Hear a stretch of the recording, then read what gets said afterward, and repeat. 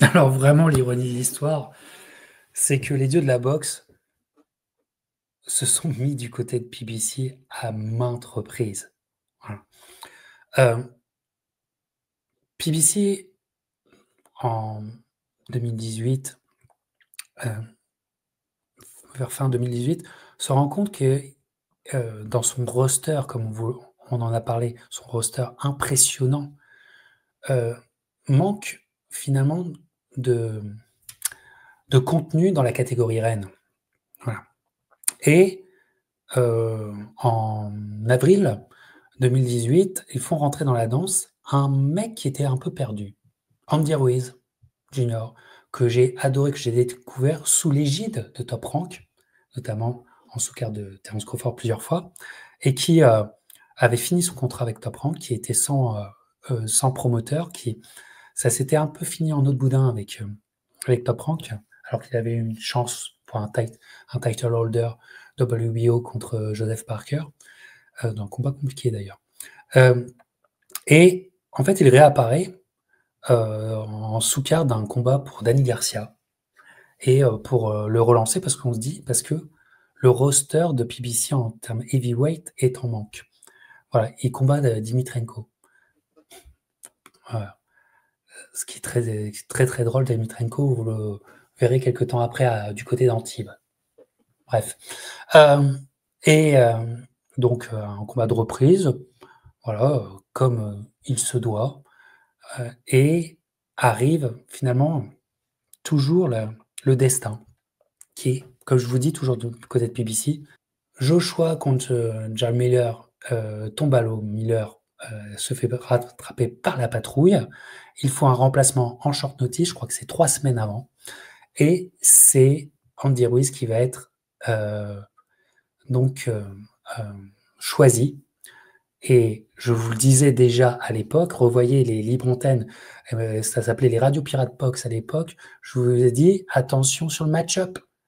Attention, pugistiquement, c'est meilleur, Andy Ruiz. J'étais un très gros fan d'Andy Ruiz. Et va arriver, évidemment, l'upset de l'année, la première défaite d'Anthony Joshua, un upset avec une résonance énorme. D'ailleurs, regardez bien les images. Qui est aux côtés d'Andy Ruiz ce soir-là? Autre que son corner, Sam Watson. Quand vous voyez Sam Watson, ça veut dire que dans les parages, Alemon est juste en haut. Voilà. Et comme ceci, alors qu'ils étaient en manque, oui, ils ont Wilder, mais ils étaient en manque dans leur roster heavyweight, ils reprennent 3 ceintures. Et à ce moment-là, Aemon, PBC, en un coup, après cette victoire extraordinaire, Alemon a les 4 ceintures sous l'escarcelle. Voilà. Alors, évidemment, ils avaient été obligés de signer une clause de rematch. Et le rematch, il est important. Pourquoi?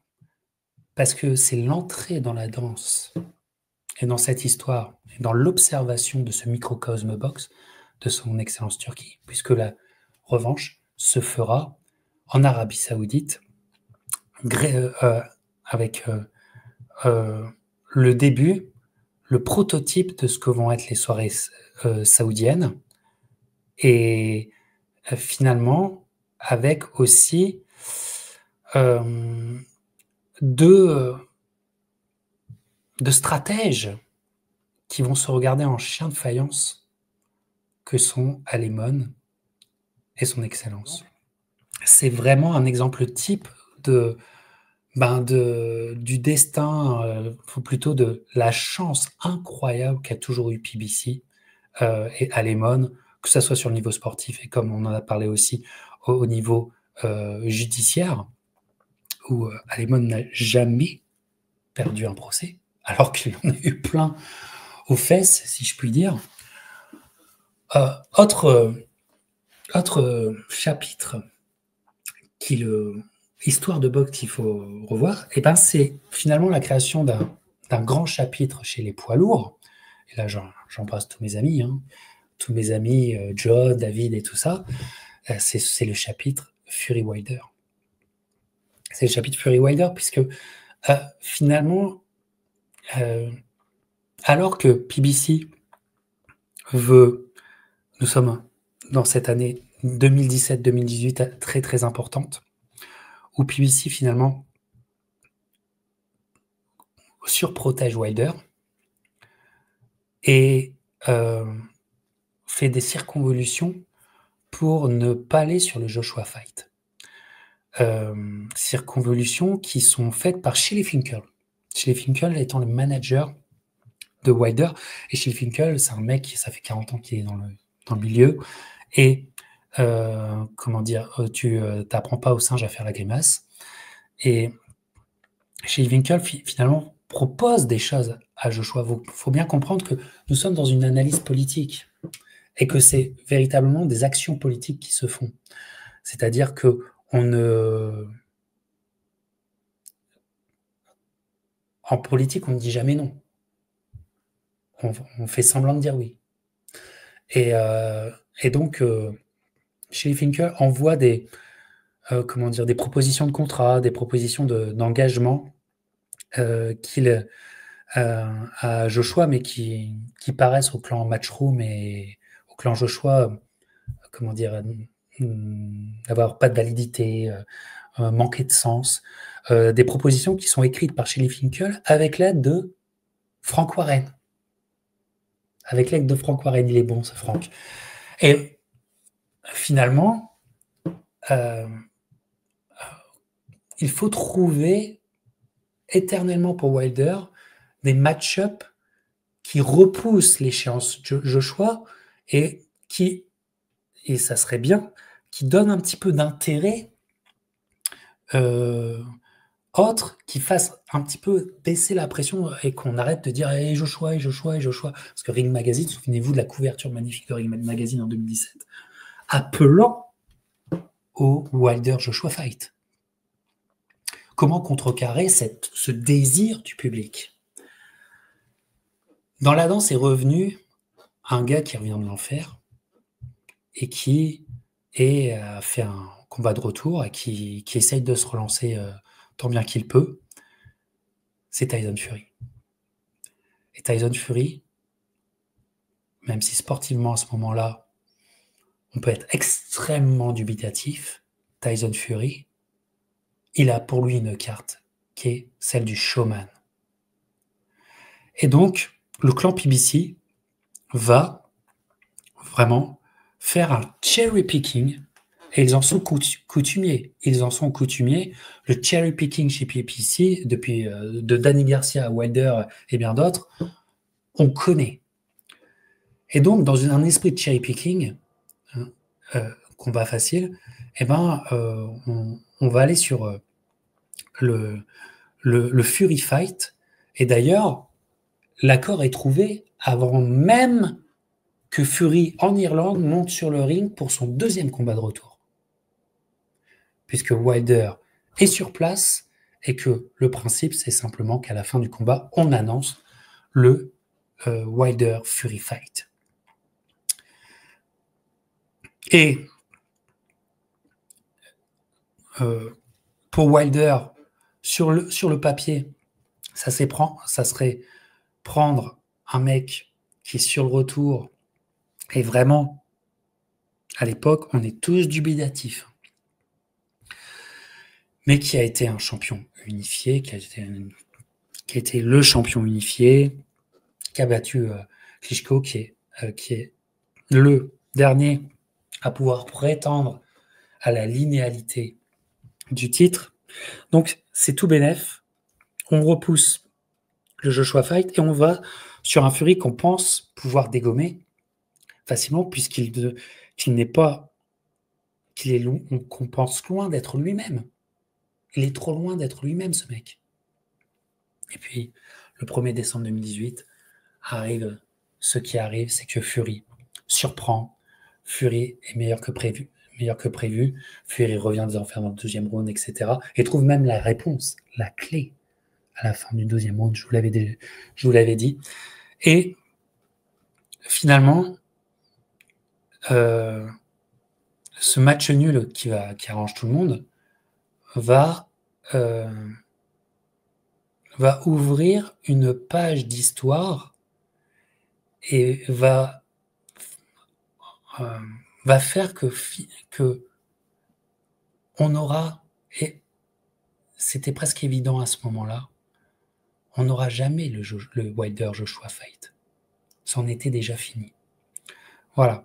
Fury trouvera un accord avec Top Rank qui va repousser l'échéance d'un nouveau combat avec Wilder. Il devra faire 2 combats, souvenez-vous, à Las Vegas,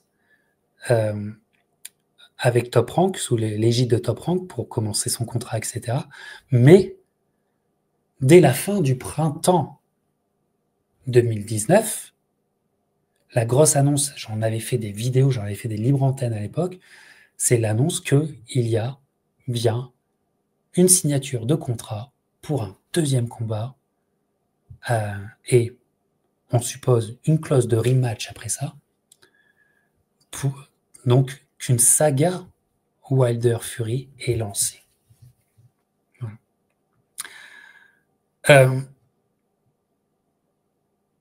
2e combat arrive, on connaît tous, le bulldozer tel un ferry qui vient s'écraser comme dans Speed 2, qui atomise l'île Wilder, si on peut dire, en finit avec le Wilder. C'est un massacre. Et souvenez-vous, hein, on rentre dans la période Covid, mais souvenez-vous, on ne voit pas finalement l'intérêt, puisque déjà dans notre tête, il était le vainqueur symbolique du premier combat. Oui, match nul, parce que si tu veux faire des calculs d'épicier, ouais, avec les 2 knockdowns, il a le match nul du premier combat, Wilder. Mais